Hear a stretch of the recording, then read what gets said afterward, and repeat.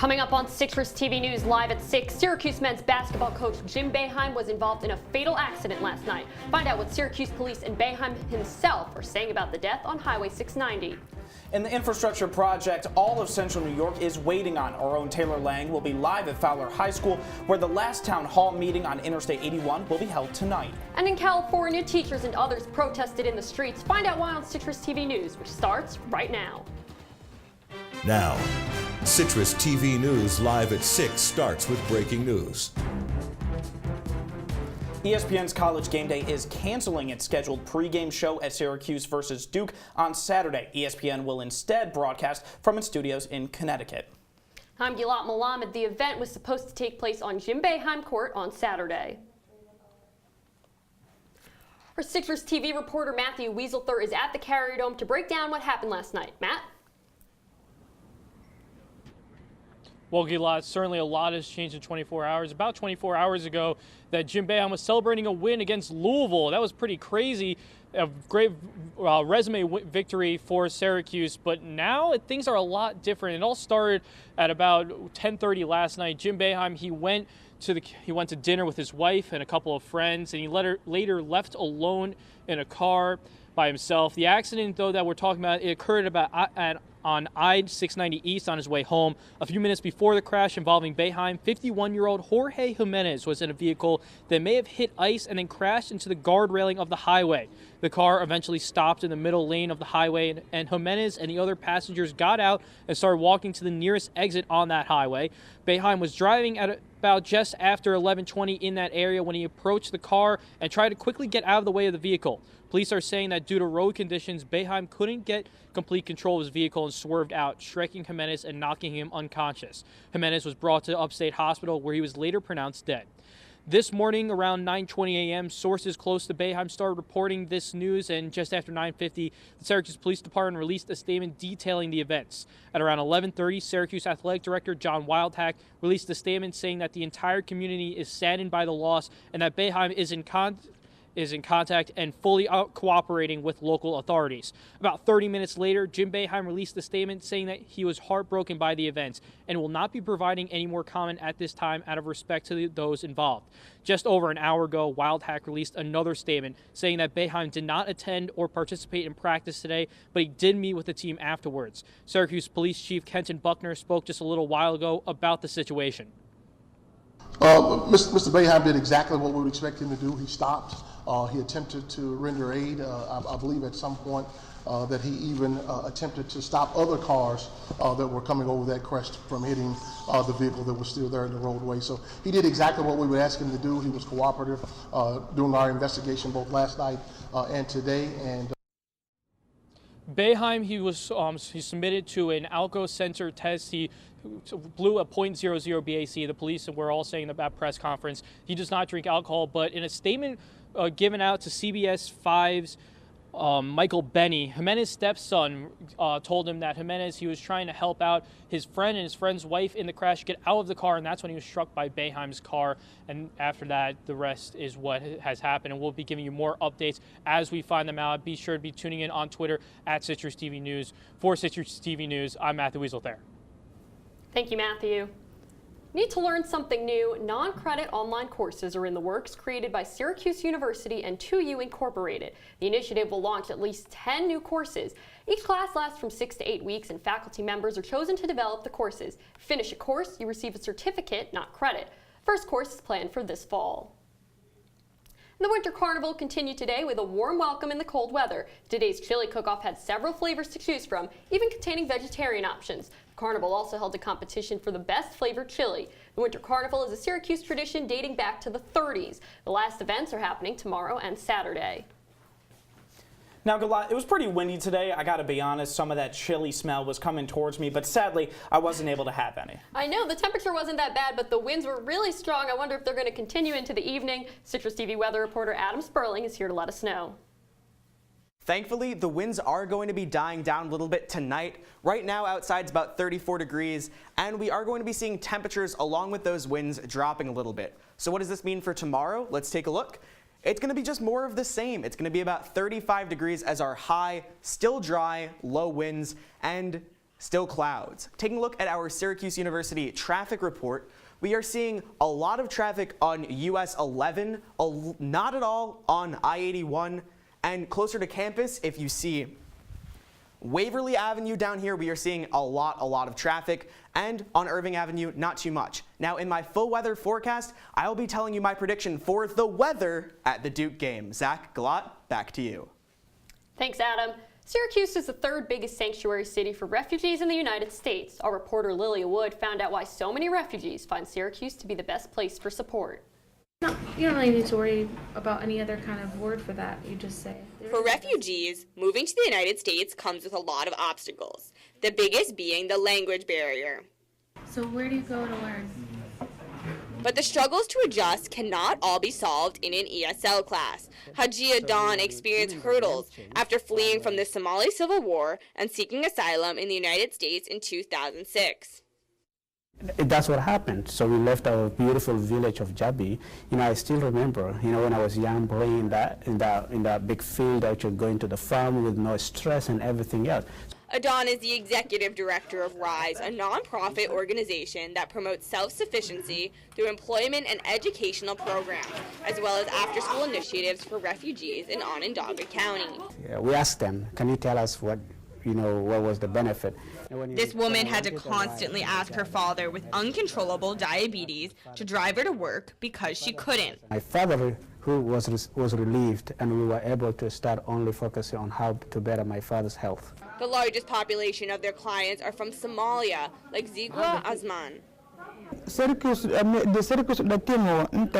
in Syracuse, the biggest support was here at RISE, because if you want to set up appointments, if you want to go to a doctor's appointment or employment, you can get it here. And it's not just families from Somalia. Here at RISE, they help over 400 families annually from around the world. RISE became RISE just because we knew, even if we don't speak the same language, the same culture, but there's one language we all shared, people who came to this country as a refugee. Haji says Syracuse is the third largest sanctuary for refugees because of the support system. And then we came here, and that's why we came here. We needed help. And as RISE continues to expand their programs, they will always remain a safe space for refugees here in Syracuse. Lilia Wood, CitrusTV News. Thanks, Lilia. Now, the last of the I-81 town halls begins tonight. CitrusTV reporter Taylor Lang is live at Fowler High School to tell us what to expect from the meeting tonight. Taylor? Thanks, guys. I'm here outside of Fowler High School, where the final I-81 forum is about to begin. Representative John Katko will listen to community members talk about the pros and cons of the different I-81 solutions. Now, there are three main options for the I-81 future. The community grid option would lower the current viaduct onto ground level and reroute traffic around the city. I spoke with a Syracuse Common Councilor who supports this option and believes it will help desegregate the city in terms of wealth. I came to voice my strong support for a community grid option to replace the elevated section of 81. We really believe that, at this time in our city's history, we need less barriers, not bigger, wider ones. And we really feel that the potential for economic growth is tremendous. The tunnel option is the most expensive option at about $3 billion and could take as much as 9 years to complete. The highway would go under the city, and a version of the plan also includes a Syracuse Central Park to bring community members together. Now, the final major option is to rebuild I-81 where it stands now. During a stop in central New York yesterday, Senator Chuck Schumer said that once leaders come to a decision, he will give them the money to make things happen. Reporting live from outside Fowler High School, Taylor Lang, CitrusTV News. All right, thanks, Taylor. Construction might be underway at the local airport. Governor Cuomo says he will grant $1.5 million to improve 4 airports in central New York. Funding comes from a statewide initiative to improve the airports. The grant will give the Syracuse Airport a new equipment facility. The State Department of Transportation will immediately begin working with project sponsors. Some central New York residents are getting a little more time to pay their property taxes. Governor Cuomo issued an executive order today granting an extension to several towns that were heavily affected by the late January snowstorm. Residents of these select towns will be able to file their taxes late without interest fees or repercussions. And a new bill is in the works following the fallout of Amazon's plans to open headquarters in Queens, New York. The bill is currently being discussed in the New York State Senate and would prevent states from using taxpayer money as an incentive for big business. The Amazon deal, which fell apart 1 week ago, received harsh criticism from those who found the deal corrupt. Amazon is still planning to open a headquarters in Northern Virginia, just outside Washington, D.C. And the fight for the new Amazon headquarters continues. An Onondaga lawmaker has stated he would be more than happy to welcome Amazon to Clay, New York. The move would bring 25,000 jobs to the suburban town, and Amazon announced last week that it would not be establishing headquarters in the Long Island City area of Queens. The New York City location raised fears over rising housing costs and the ethics of a tax incentive for the company. And the Onondaga County Conservative Committee is endorsing Republican candidate Gary Levine for district attorney. Levine is the first opponent for incumbent district attorney William Fitzpatrick. The endorsement by conservatives comes as a surprise after backing Fitzpatrick for previous elections. If Levine is backed, this would force Fitzpatrick into his first primary race. And a record-breaking number of refugees are running for local office. In the 3rd Council District, 2 former refugees are against another candidate. Another will face off an incumbent for the 1st District Council seat. In the past 12 years alone, more than 10,000 refugees settled into Syracuse. Onondaga County's refugee move-in rate is one of the highest in the U.S. Coming up, Roger Stone in federal court today. The longtime Trump advisor was penalized for speaking out about his case. More details on that later. And the latest round of trade talks between the U.S. and China. The president has a deadline for a deal at March 1st. Stay tuned. Leaving hot coals improperly extinguished can cause a wildfire. Hey guys, it's Smokey! It looks as if Smokey is going to use the drown, stir, drown and feel technique. After the first drown, a good start. Next, another drink. And finally, a close feel. Is it cool? Okay. Yeah. Hey, Smokey, catch! Oh, my bad, Smokey. Only you can prevent wildfires.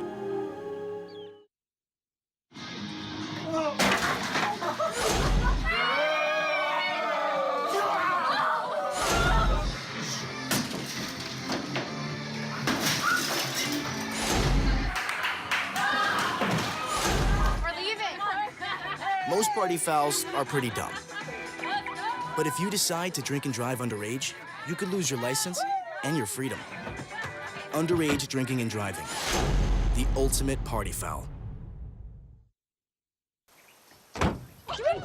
They'll test you.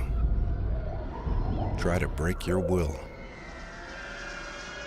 But however loud the loudness gets, however many cheese puffs may fly, you're the driver. The one in control. Stand firm. Just wait. And move only when you hear the click that says they're buckled in for the drive. Never give up till they buckle up. They call me Maxie, but I prefer tripod. I was your above-average four-legged homie, and then wham-bam minivan. Some people pity me. Now that's lame. I still run, fetch, and swim. And the ladies love me. I'm the ultimate wingman. Just don't ask me to high five.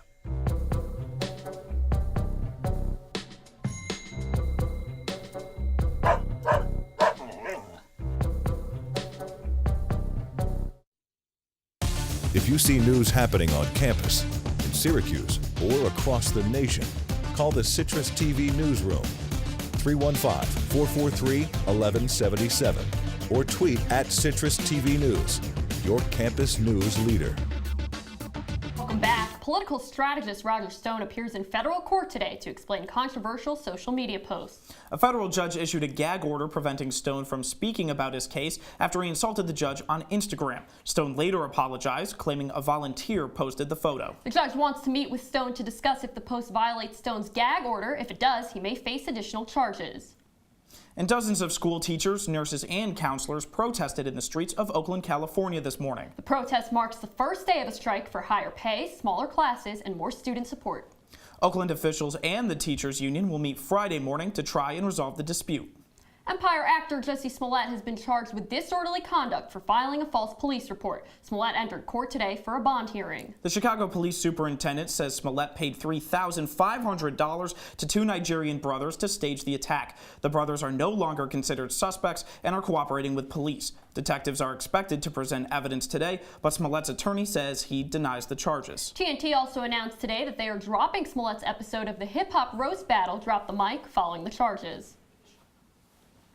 The latest, Pope Francis is taking new steps to address sexual abuse within the Catholic Church. Earlier today, the Pope kicked off a 4-day-long sex abuse prevention summit. Francis demanded concrete action from high-ranking Catholic figures, said that the victims have the right to damages against the Church. Francis handed out a 21-point set of proposals for future reform, including some that would require serious changes to church tradition. More than 70 people are dead and 50 injured after a fire in the Bangladesh capital of Dhaka earlier today. According to local officials, the fire started after a fuel cylinder in a car exploded. The fire quickly blazed through a densely populated neighborhood in Dhaka, burning through apartment buildings and chemical warehouses. The Bangladeshi government plans to provide financial aid to victims and their families. Trade negotiations between the U.S. and China are set to begin today. Negotiators want to help American businesses gain market access without sacrificing tech advances. President Trump initially implemented a March 1st deadline to reach an agreement following his meeting with Chinese President Xi Jinping. The president later changed the March 1st deadline and is yet to state when the deal will be official. However, the plan is still in the works. Coming up, some better temperatures today than the rest of the week, but will the milder temperatures continue? Adam Sperling lets us know if the weather sticks around for the weekend. Citrus TV returns. You've got pre-diabetes, but with more exercise and a change in diet, it can be reversed. I've tried exercising. It just makes me hungry for bacon. I love bacon, too. And who really likes to exercise? Not me. Me neither. Nobody. So we're good? What? Oh, you still have pre-diabetes. Big time. Every time I hear the alarm bell go off in school, I think it's an air raid. A lot of houses in our neighborhood have been destroyed. I like to close my ears and sing songs whenever the bombs come close. I'm worried our new neighbors won't like us. But I know it's all gonna be worth it. I just want my family to be safe. But these are not my words. These are not my words. These are not my words.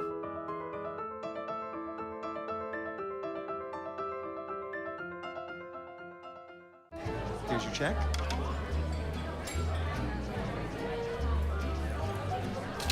Oh, you got it. You know, since I got rid of my car, I really enjoy walking. Okay. God, no. Getting pulled over for buzz driving could cost you around $10,000 in fines, legal fees, and increased insurance rates. Oh, you're home early. You live with your mom? That'll set your game back a few years. Buzzed, busted, and broke. Because buzz driving is drunk driving. From the Citrus TV Weather Center, this is SU's most accurate weather forecast. Welcome back to Citrus TV News. Taking a look outside right now, it's about 34 degrees, and temperatures tonight will be dropping slightly, and we will be seeing a die down in wind. Now, taking a look across central New York at the rest of the temperatures, we are seeing temperatures in the mid-30s virtually across central New York. 34 in Rome, Syracuse, Penn Yan, Ithaca, Rochester's at 35.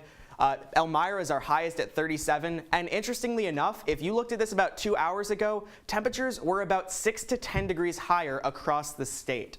Now, taking a look at our Friday planner, we're going to be seeing temperatures below freezing virtually the whole day. We're getting up to about 33 degrees at about 1 or 2 p.m. Our low is going to be near 9 a.m. at 28 degrees, and now there are low rain chances throughout the day, and it's going to be cloudy all day. Now, for what we've all been waiting for, my predictions for the Duke game, for the temperatures for the Duke game at least. It's going to be about 42 degrees when you're heading over to the Dome, and by 6 p.m. at tip-off, it's going to be about 38 degrees. 8 p.m., we're going to be getting down to about 36 degrees when you're leaving. Now, at the end of the game, you're going to expect a little bit of rain on your drive home, and for winds to be picking up as well. Now, stay tuned for my 5-day forecast later in the show. Now, for the Duke game, it's sports. Thanks, Adam. Coming up in sports, the men's basketball team was back in action last night following last week's damaging loss to NC State. Find out how the Orange fared against number 18 ranked Louisville. Plus, we'll get you up to speed ahead of tonight's women's basketball game in the Dome versus Pitt. Stick with us. This is the story of a boy who didn't talk for a long time. The boy liked things to always be the same. Any changes would scare and upset him. The unknown was an unfriendly place. The boy was very sensitive to lights and sounds. So he built secret hiding places where they couldn't get in.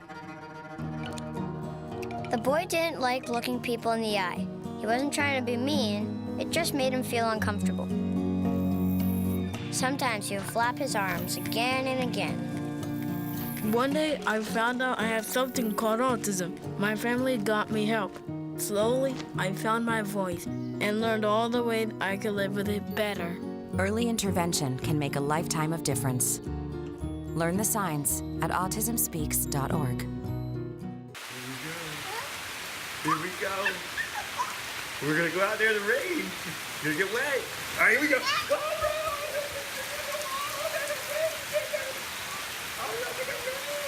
Okay, quick.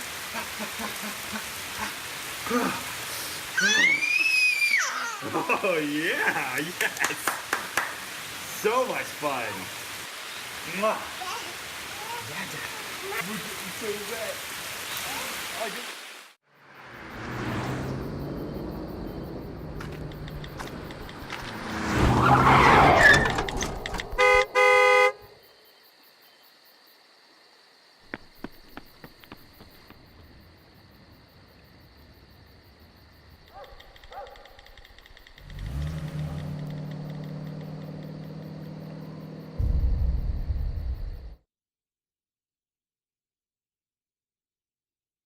And now, your Citrus TV Sports Report.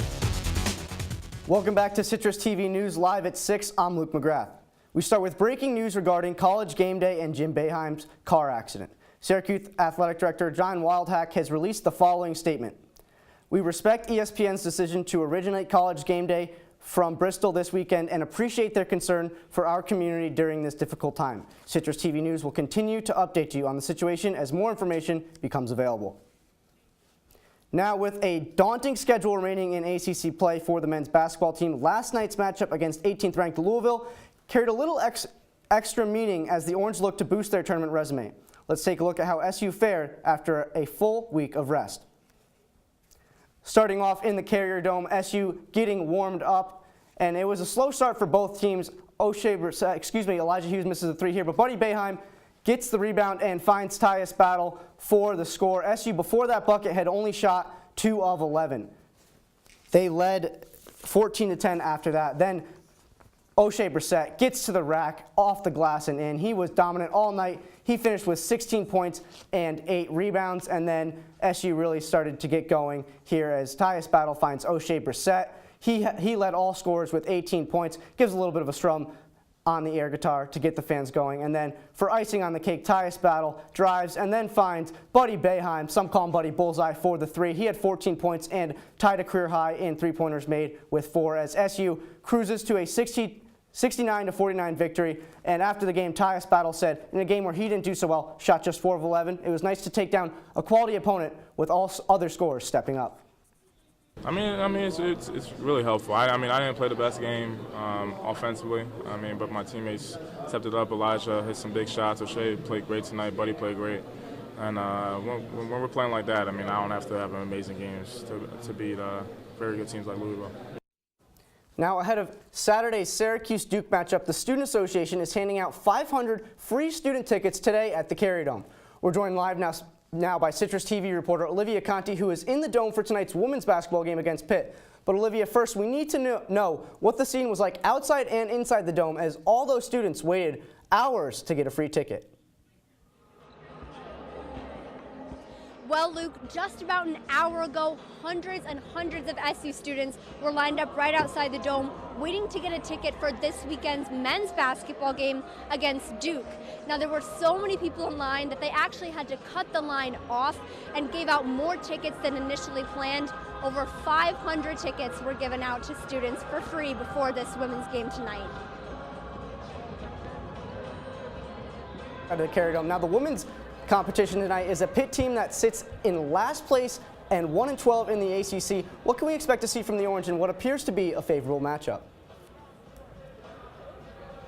Yeah, well, Pitt is just 1-12 in the ACC, and that first win actually came just last week against North Carolina. And Syracuse has the upper hand in this matchup. They've won the past 15 times against the Panthers. All right, thanks, Olivia. Tip-off in the Dome is set for 7 p.m.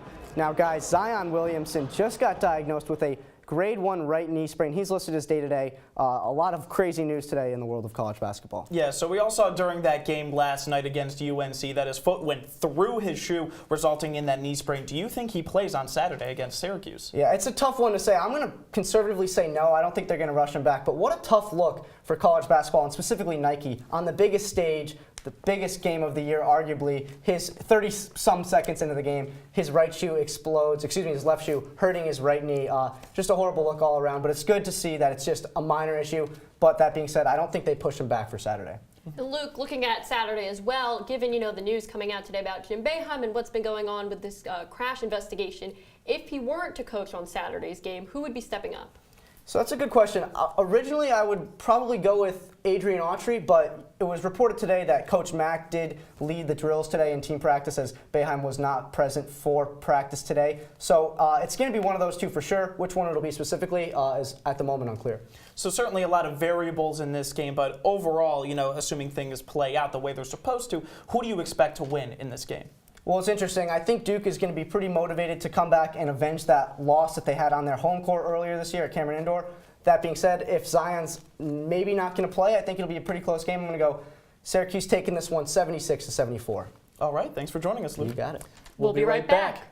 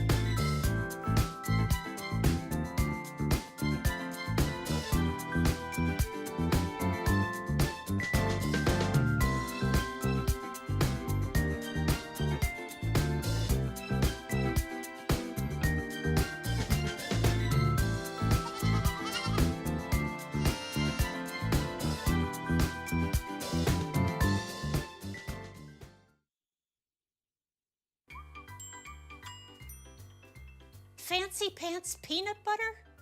A big screen television. You haven't even bought a sofa yet. A motorcycle?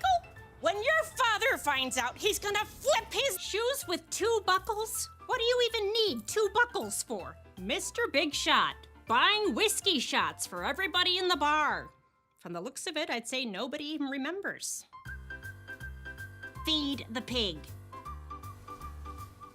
Adam, thanks for joining us now. I was a little cold today, actually, with all the wind when I was walking to class, but what should I wear to class tomorrow?